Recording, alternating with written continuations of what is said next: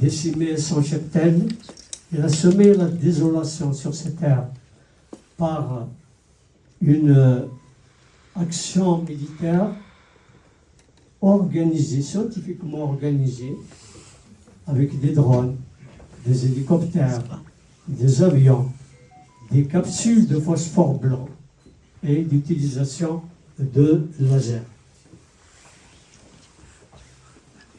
De plus, l'Algérie n'a pas de Canadair, elle a refusé l'aide étrangère, elle a laissé des populations s'attaquer avec les mains nues au brasier qu'il avait allumé. Par ailleurs, c'était la période où le Covid sévissait. Qu'avec la fumée, il n'y avait pas suffisamment de médicaments, ni, comment on appelle ça, des objets là pour aider la respiration. Il n'y a rien. Le régime a refusé les médicaments envoyés par la diaspora. Donc il y a incontestablement l'intention de tuer. Il y a incontestablement un crime d'État contre l'humanité. En fait, quand on parle de système algérien, ce n'est pas une simple dictature comme on en voit un peu partout dans le monde d'aujourd'hui. Au-delà, il y a la haine et la cruauté.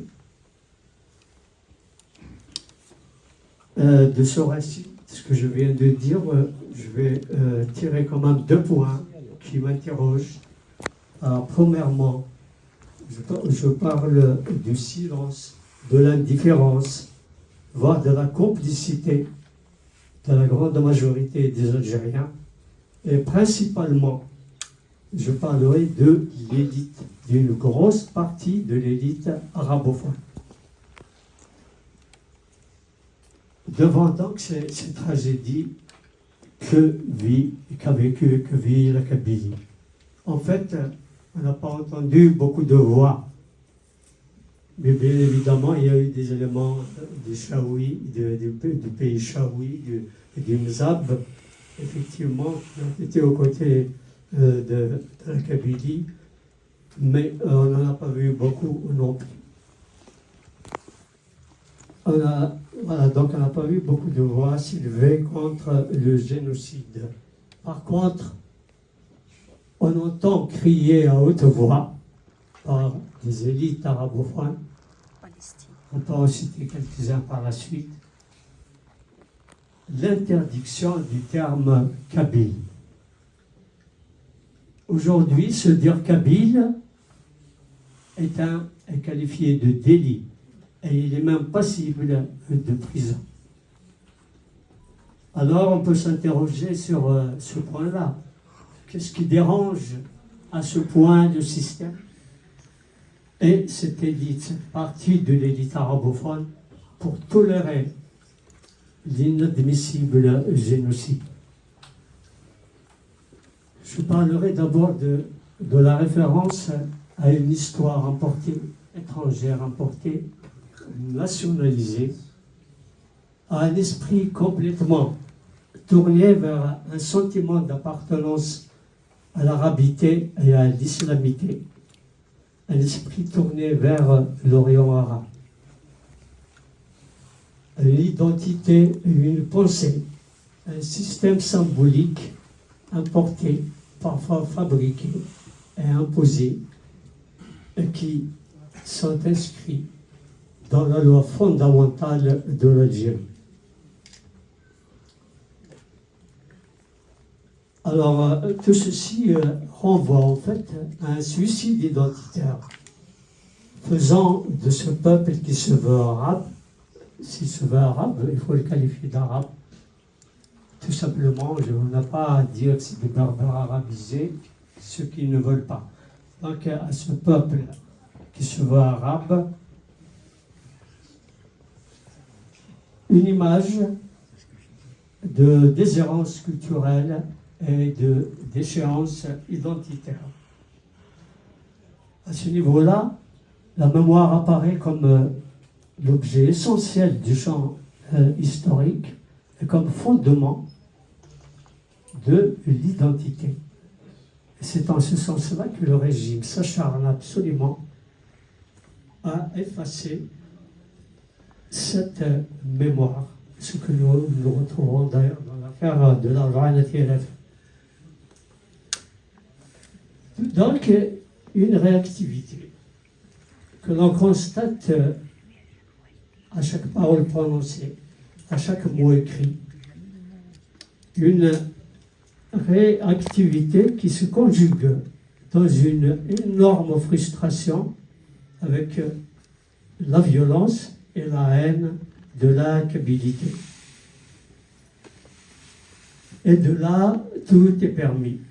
Le meurtre, je cite, l'assassinat, le massacre de masse, la calcination, l'embastillement, la terreur, l'encerclement militaire, l'appauvrissement économique, l'interdiction de toute expression libre, l'exil forcé, le dépeuplement, le remplacement de population, et que serait sur le gâteau inculpation des victimes, condamnation à mort d'innocents.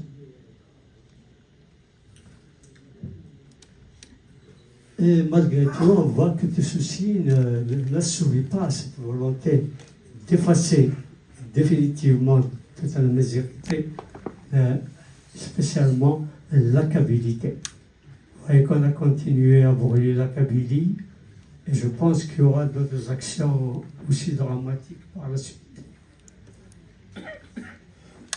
Deuxième point qui m'interroge dans ce que j'ai dit, un phénomène nouveau, celle du peuple kabyle, qu'on ne peut pas nier.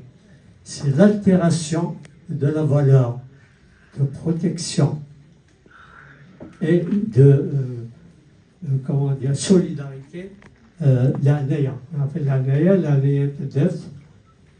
En effet, une frange, elle est minime mais très active de l'élite politique intellectuelle, s'acharne à s'attacher à cette nation fantôme qui pourtant les dévore. Et ils jettent dans les méandres de l'indifférence les valeurs de la kabilité. Alors ceci, soit par lâcheté, partie, soit par soumission volontaire, en prendre la Boétie, soit surtout par attrait du pouvoir et de la matérialité. La catégorie la plus avancée de cette frange, elle, crée un discours de conditionnement collectif qui entretient une apologie de la légèreté des opinions des autres. Il n'y a elle, il n'y a qu'elle qui possède la vérité qu'on doit écouter. Et à mon sens, donc, elle participe de l'ancrage de la vision politique intégriste du système. Et on ne peut pas dire que c'est par inconscience, par erreur d'analyse, par naïveté, non. Parce qu'il y a eu énormément de tentatives de défense des droits de l'homme, des droits fondamentaux de la dignité humaine, mais qui toutes ont échoué et continuent d'échouer par la réalité des choix idéologiques et constitutionnels déclarés inaliénables. Nous sommes arabes et islamiques, on ne veut pas sortir de ce cadre-là.